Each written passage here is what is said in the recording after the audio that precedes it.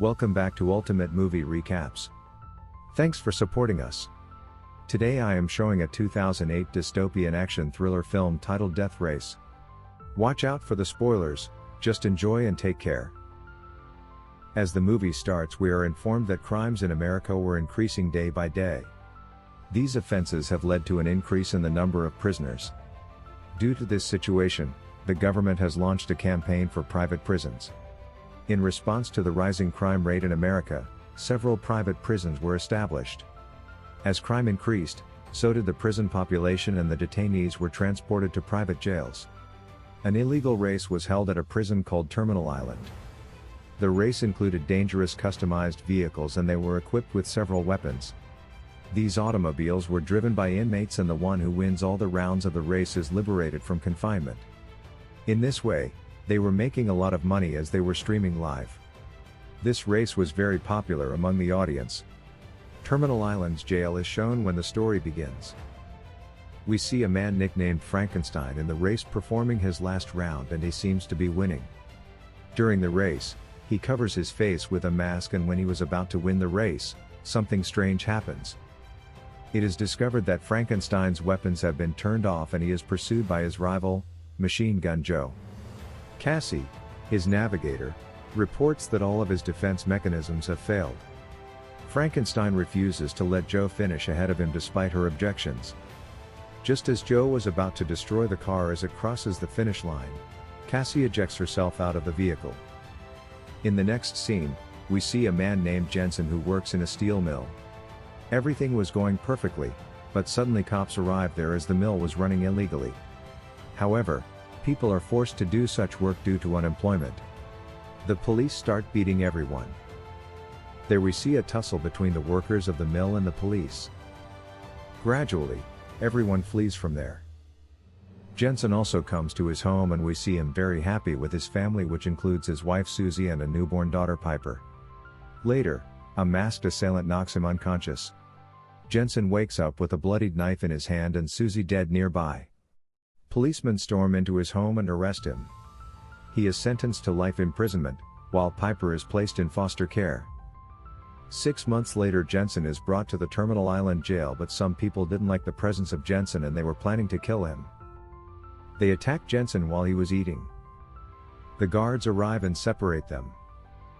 The jail's warden discovers the fight and calls Jensen into her cabin. She says to Jensen, "You don't know with whom you had a brawl. They are very dangerous and can kill you anytime."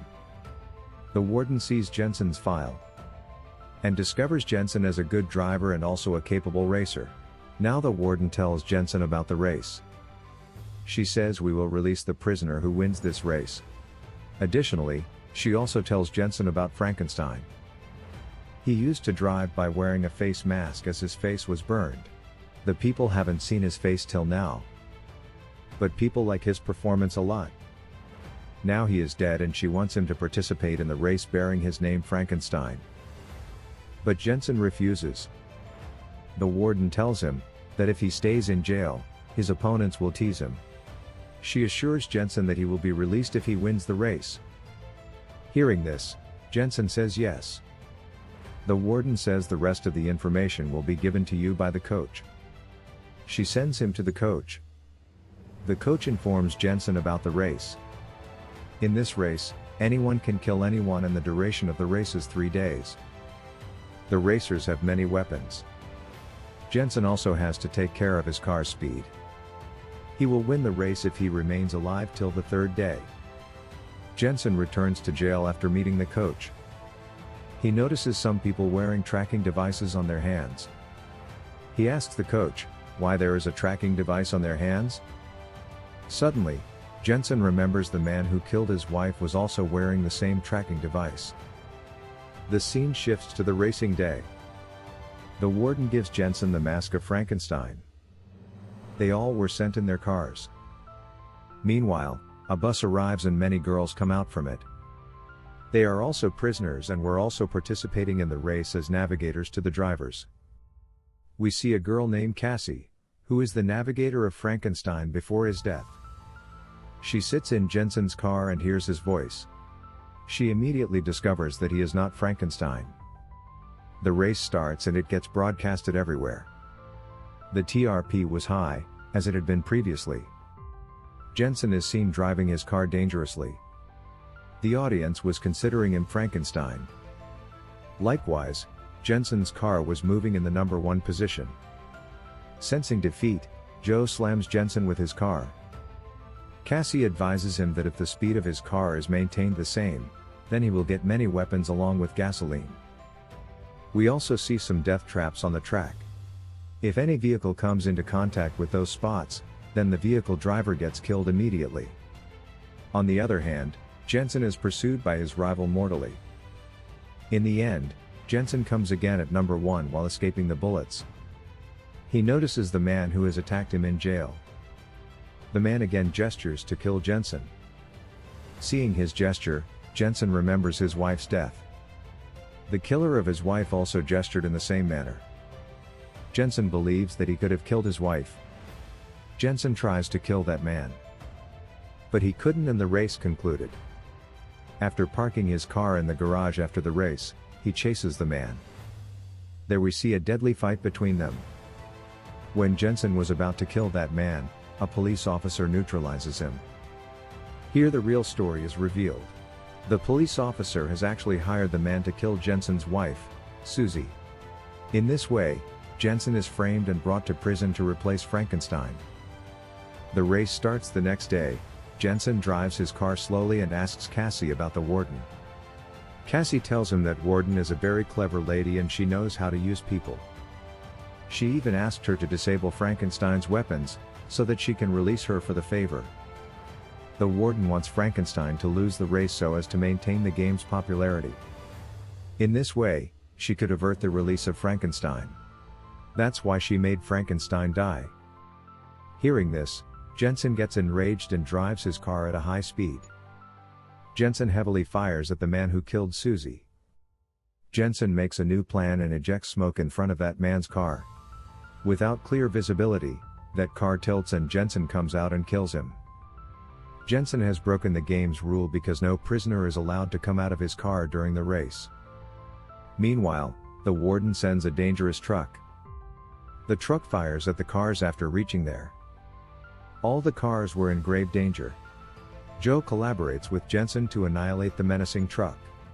They initiate the death traps and eventually destroy the truck. All were happy for destroying the truck.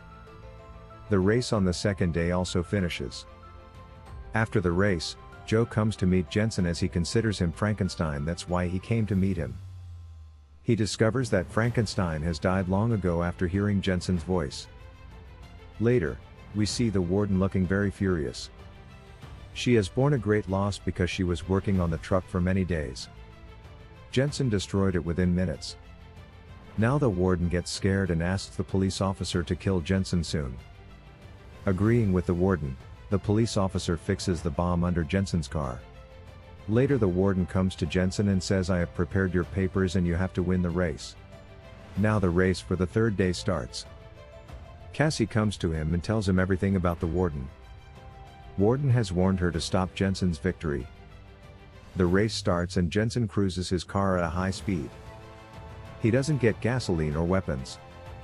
Joe gets everything and fires at Jensen's car. He also chases him and Jensen drives his car at high speed.